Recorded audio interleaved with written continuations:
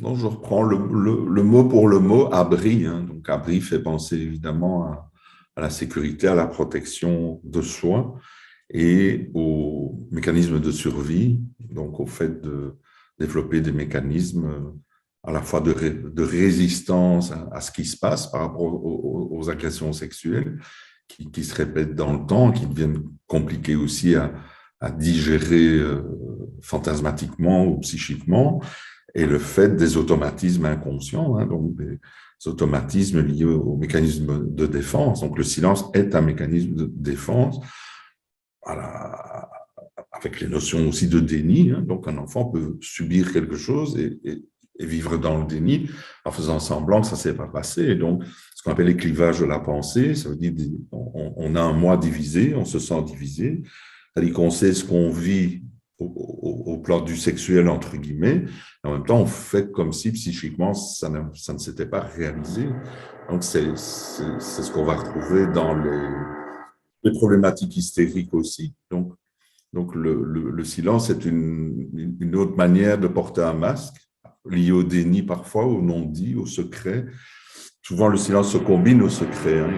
Il est très complice du secret, ou le secret est complice du... Donc, l'enfant, il se dit, vaut mieux pas parler, vaut mieux garder ça pour soi, surtout s'il subit en plus des menaces ou des pressions, parce que l'abus, il est aussi un abus émotionnel, un abus sémantique. Hein. Donc, le père peut très bien imposer à l'enfant une espèce de mur de silence. Et donc, l'abri, l'idée de l'abri, c'est de... Voilà, parce que ça se passe sous le même toit que sa mère, que son père.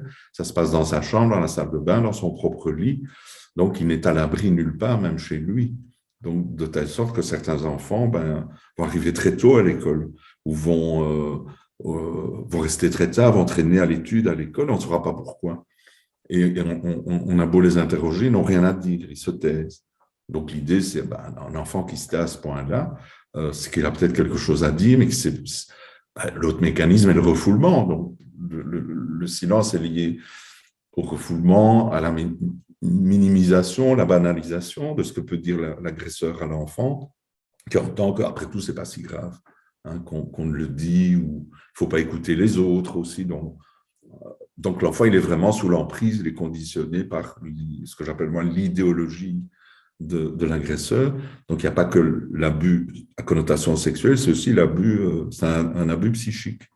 Donc on est vraiment dans des mécanismes, comme je le disais, de survie qu'on ne commande pas. Hein. Ce n'est pas du tout volontaire, c'est vraiment il y a tout l'aspect inconscient d'automatisme. N'importe quel individu dans une situation extrême, euh, et ça fait partie de la résilience aussi. Donc, ce n'est pas un choix conscient de dire, mais je vais me taire, je vais garder ça pour moi.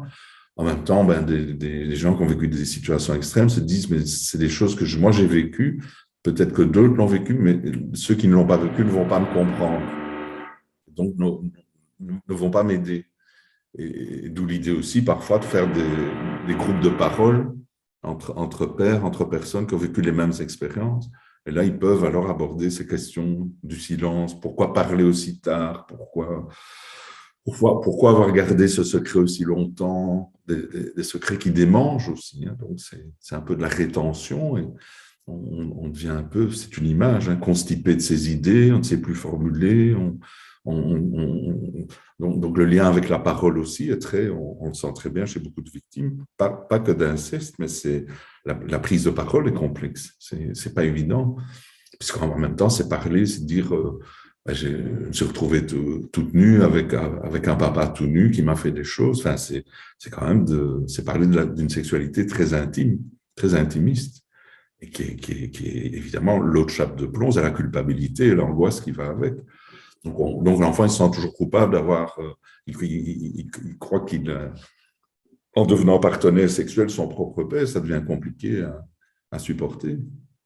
Donc, c'est aussi le fantasme oui, de croire vraiment que les autres, de toute façon, ne vont pas y croire, d'être traités d'avoir menti et d'être voilà, d'être un peu complice aussi des mécanismes puis emmener le secret je dis encore, la chape de plomb, c'est vraiment la culpabilité.